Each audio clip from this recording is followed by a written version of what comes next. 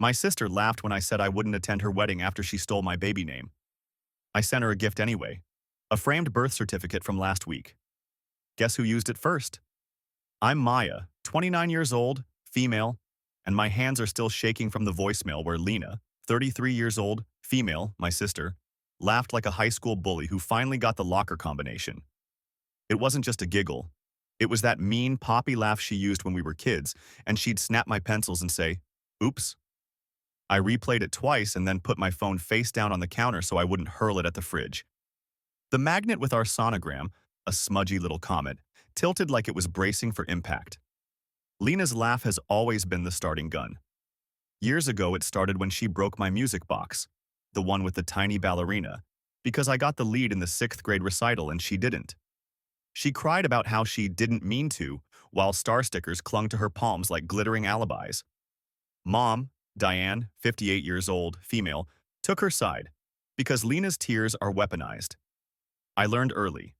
Lena breaks, then blames, then gets rescued. Chris, 31 years old, male, my partner, met her and called it in one sentence, "She's an ambulance chaser for attention."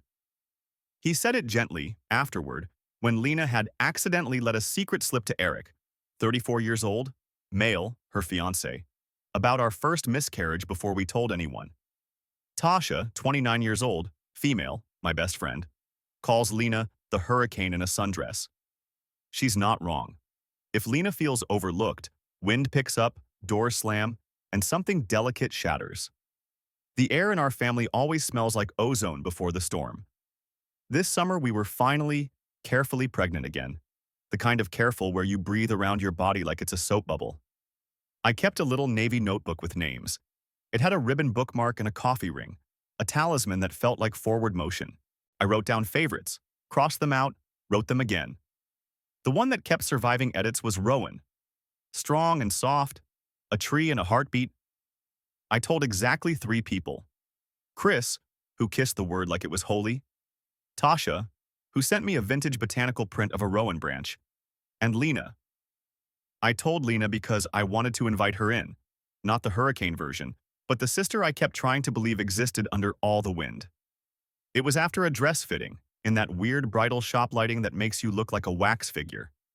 She was spinning in lace, pretending not to care that the zipper needed coaxing. I said, "We picked a name. Don't tell Mom yet. We're thinking Rowan." Her eyes flicked. She smiled. "That's cute." The word sat wrong in her mouth.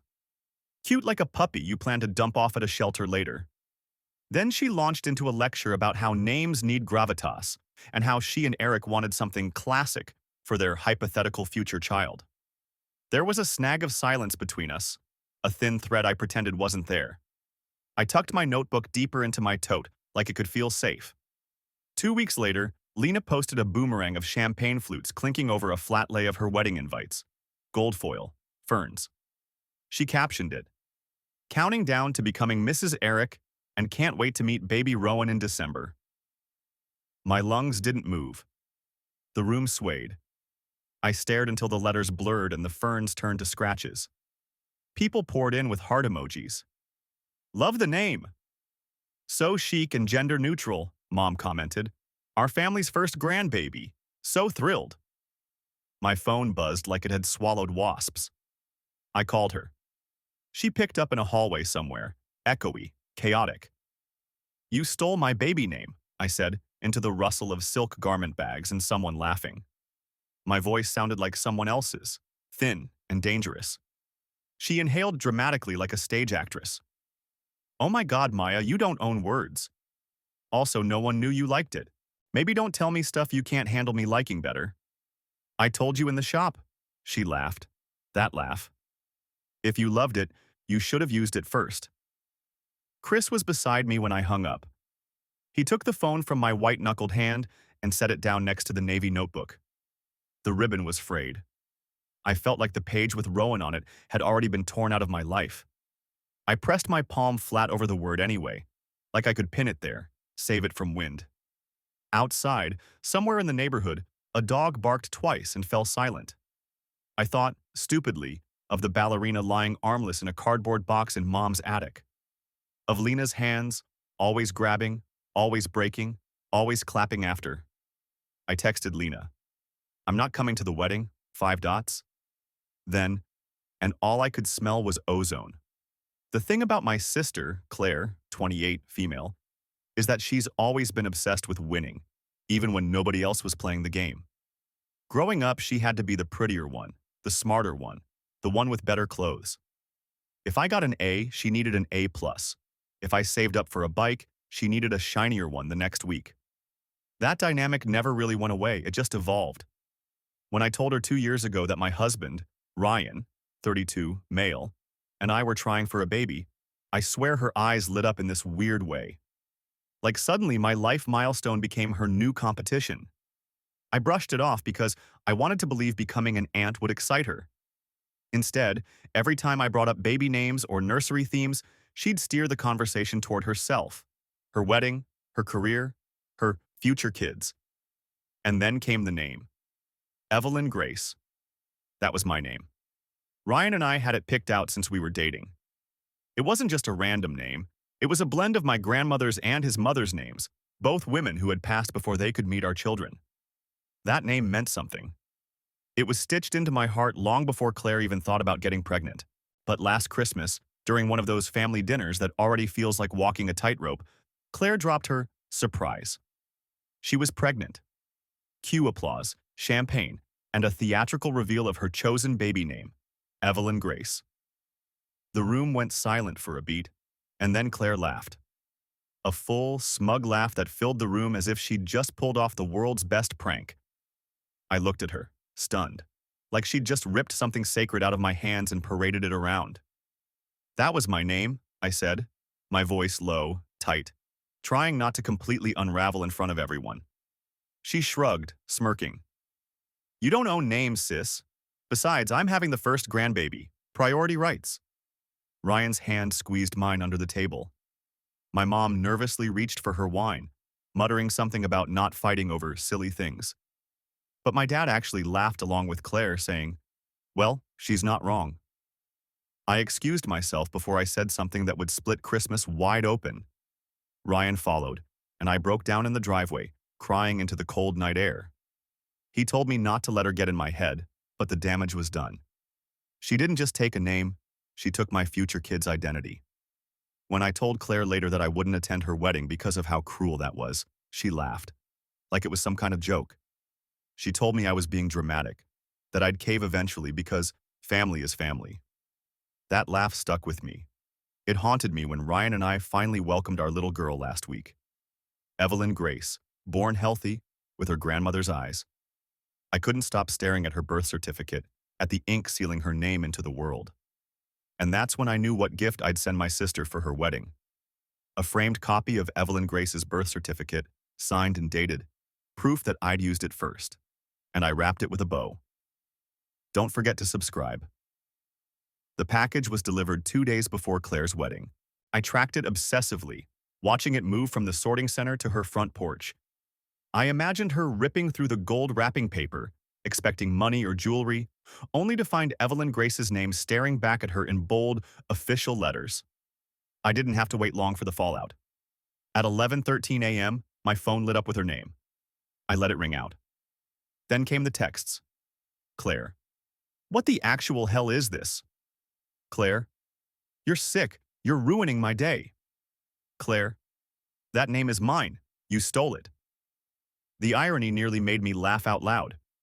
She was unraveling, and I hadn't even said a word. By the evening, Mom was calling. Maya, what did you send your sister? She's hysterical. She smashed a vase, Eric's threatening to call you, and the neighbors heard her screaming. I stayed calm. I sent her proof that Evelyn Grace is mine.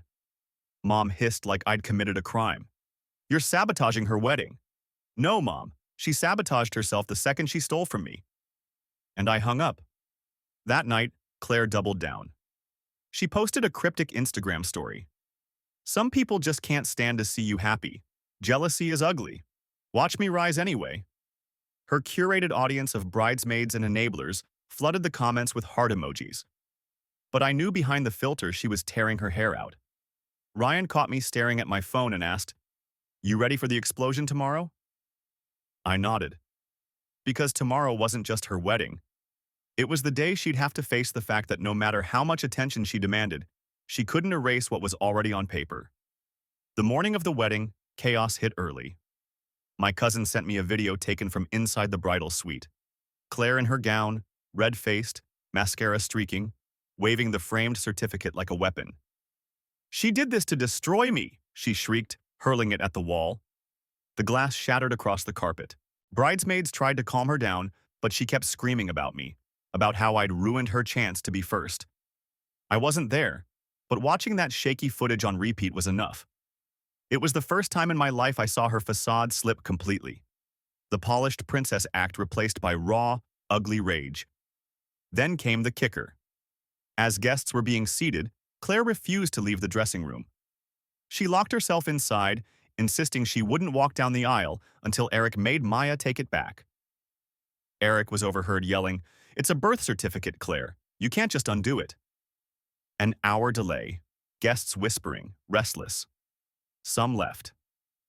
The tension was so thick, it spilled into Facebook posts before the ceremony even started. And when Claire finally emerged, late and furious, her smile looked painted on with a knife. Everyone could tell something had broken. By the time Claire finally made it down the aisle, the atmosphere was poisoned. The ceremony should have been dreamy: string quartet, candlelight, perfectly staged floral arches.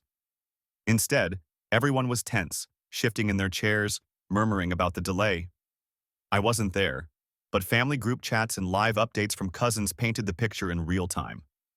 Claire's smile was brittle, and Eric's jaw was locked like a man walking willingly into a minefield.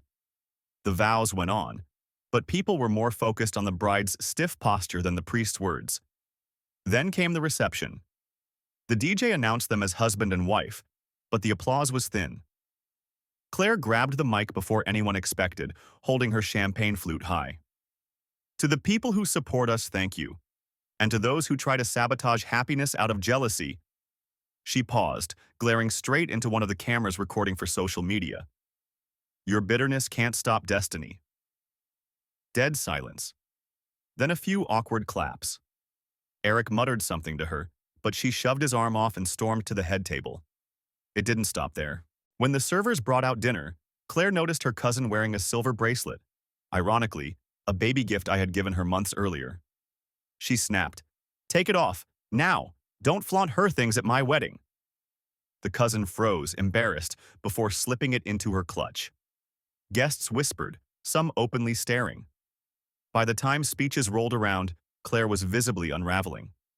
Eric's best man joked lightly about future kids, and Claire cut him off mid-sentence.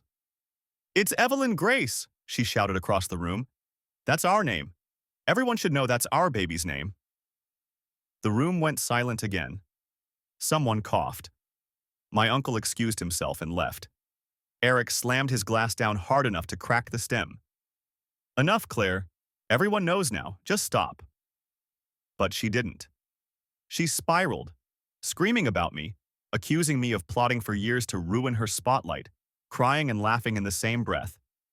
Guests recorded on their phones. Someone whispered, "She's lost it."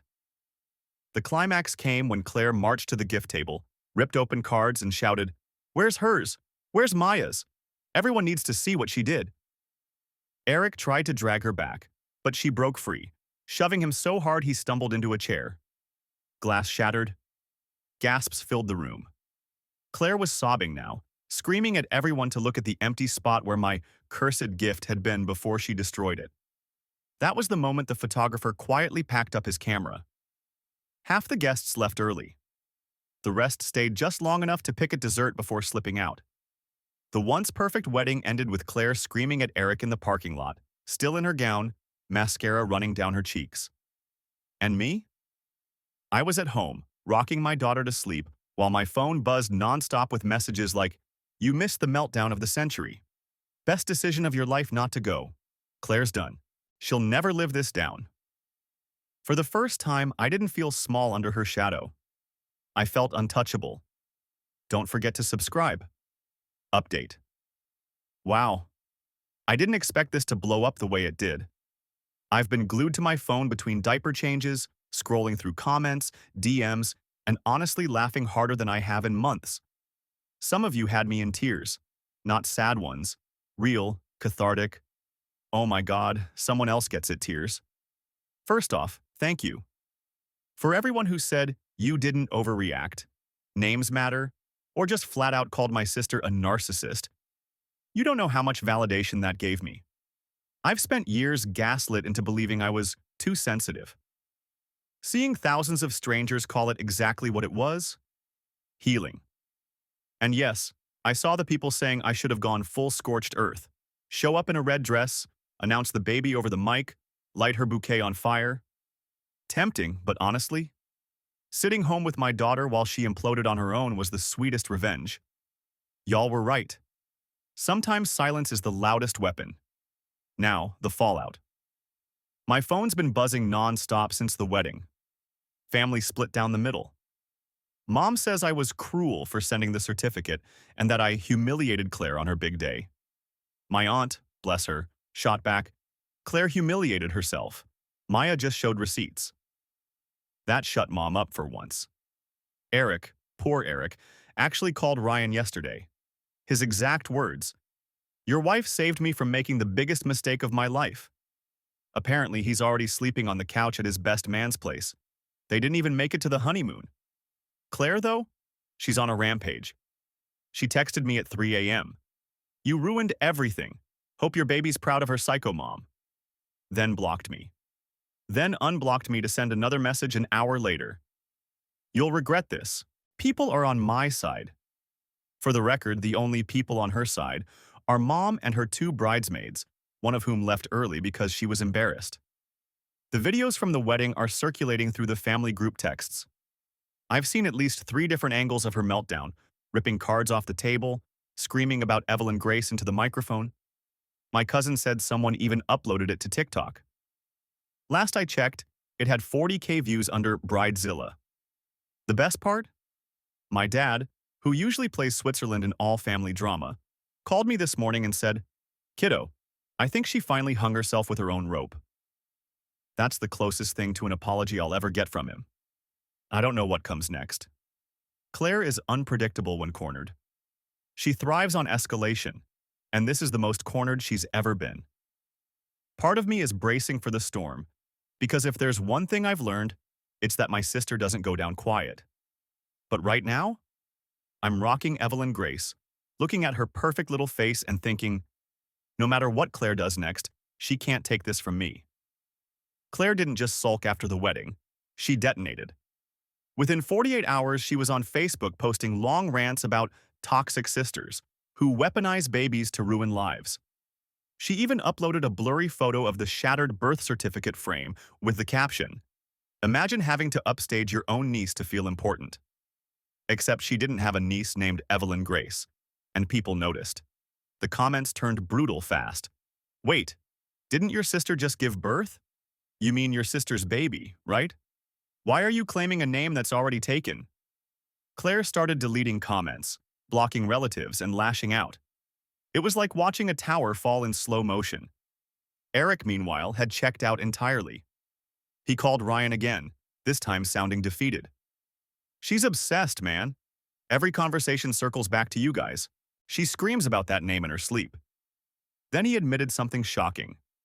They'd been trying to file their own birth certificate paperwork preemptively, as if they could reserve the name like a restaurant table.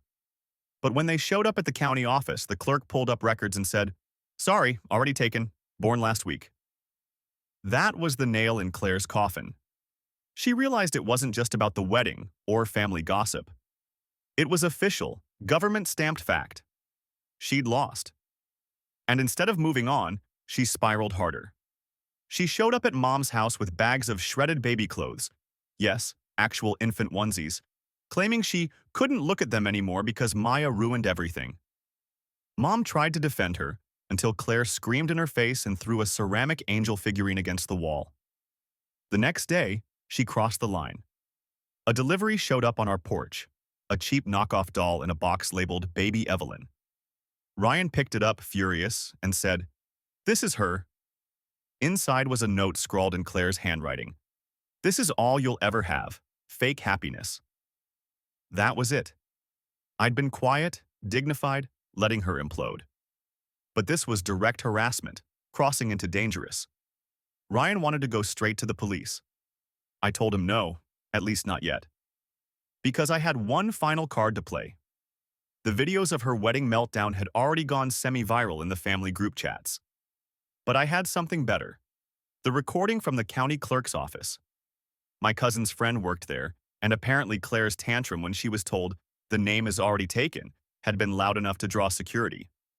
And yes, someone recorded it on their phone. Claire in a cocktail dress, screeching, "She stole my baby! She stole my baby name!" While the clerk calmly repeated, "Ma'am, it's already registered." It was pathetic. It was undeniable. And it was perfect. I didn't post it. I didn't need to. I just sent it privately, to Eric, to Mom, to Dad, to a few key relatives. Within hours, it spread like wildfire. Suddenly, Claire wasn't just a bridezilla. She was the sister who tried to steal a baby's identity and got caught on tape. The sweet part? I didn't lift a finger after that. The family did the rest. Invitations stopped. Texts went unanswered. Her queen bee aura crumbled. And for once, Claire couldn't laugh it off. Once that county clerk video made the rounds, Claire's world collapsed fast. Her bridesmaids ghosted her. Mom stopped defending her in public, and Eric quietly moved out. My aunt confirmed it. He packed a single duffel bag, left his ring on the nightstand, and hasn't been back since. That should have been the end. But Claire doesn't accept endings. She wages war. 3 nights after Eric left, we woke up to pounding on our front door at 2 a.m. Ryan grabbed the baby monitor, and I crept to the window. There she was, barefoot in a hoodie thrown over her shredded wedding dress, hair wild, mascara smeared like war paint. She was clutching a bottle of wine in one hand and hammering the door with the other. "Give her back," she screamed. "Give me Evelyn Grace. You don't deserve her."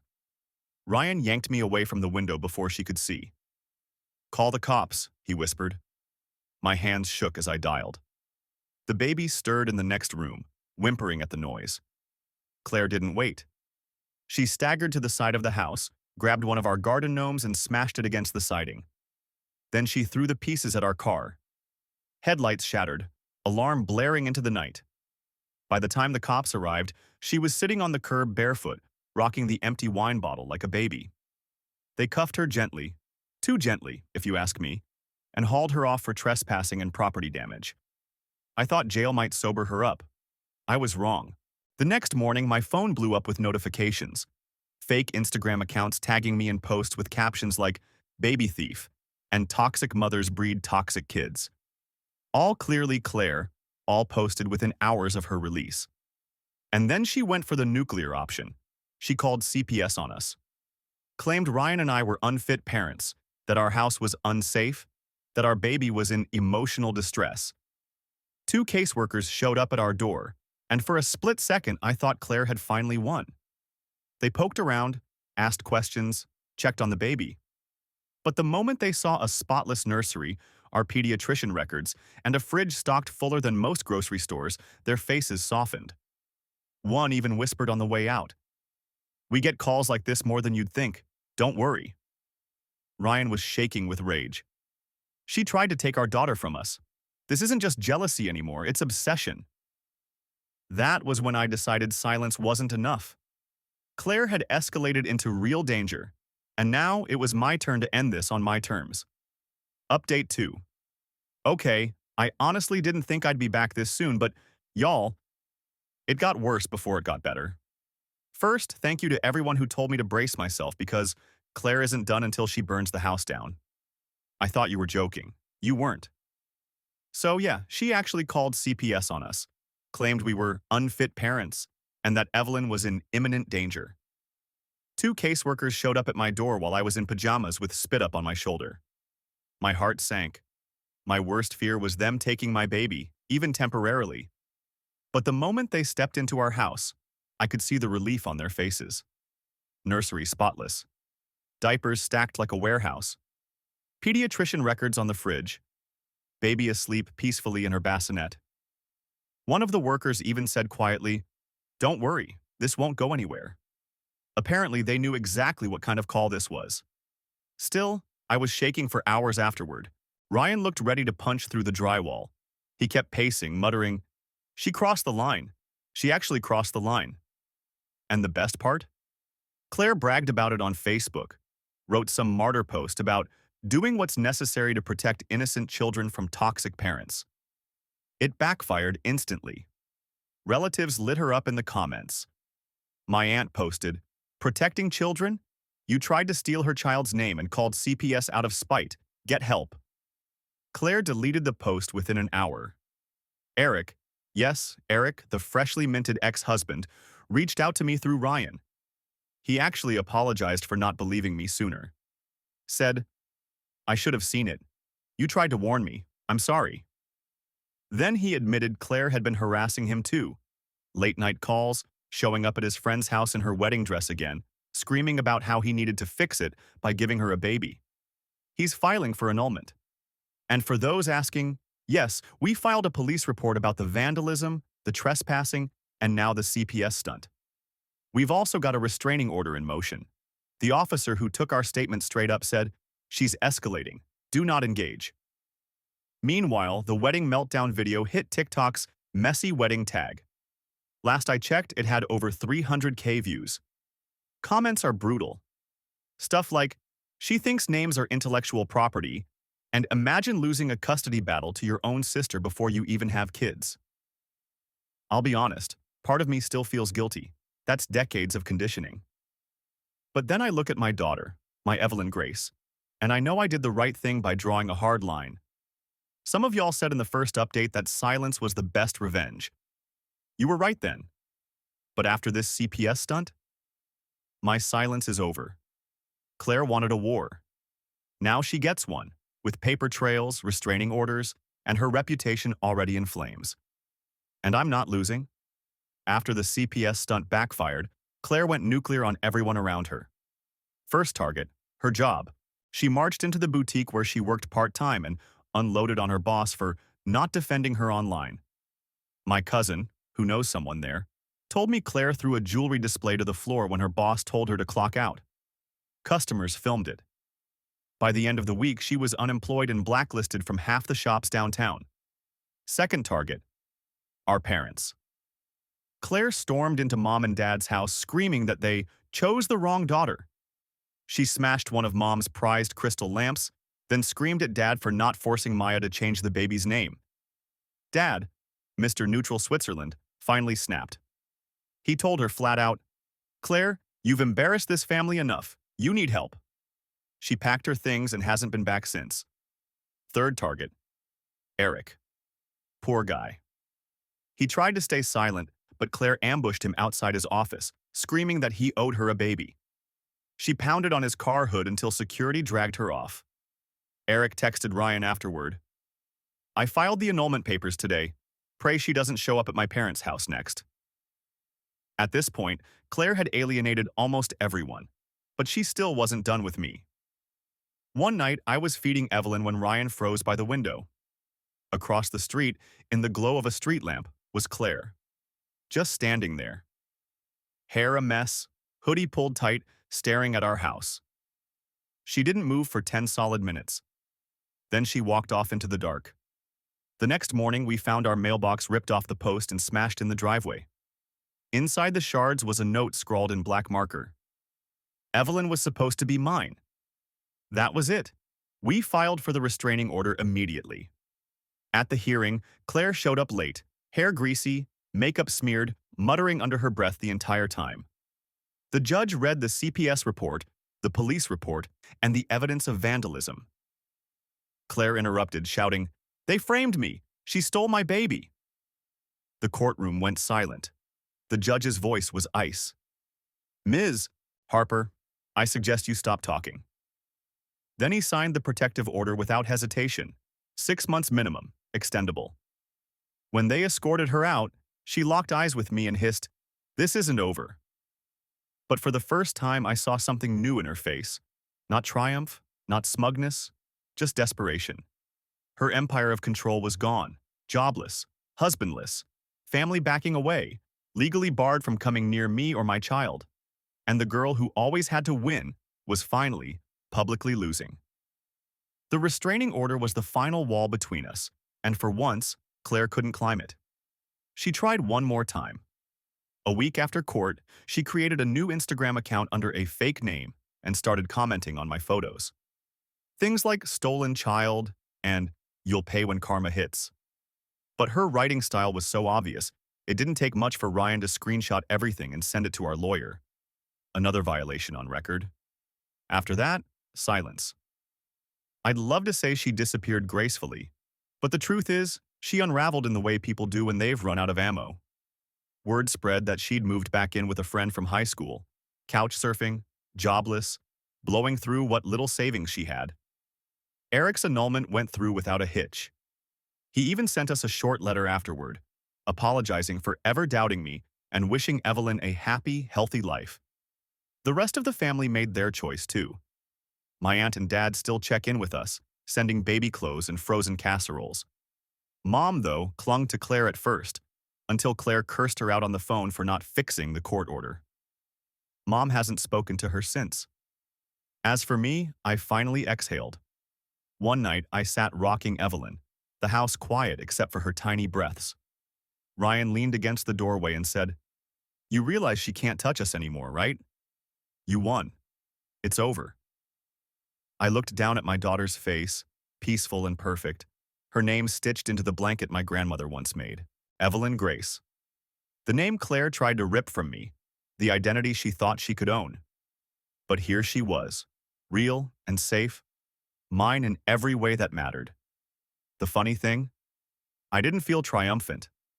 I felt free.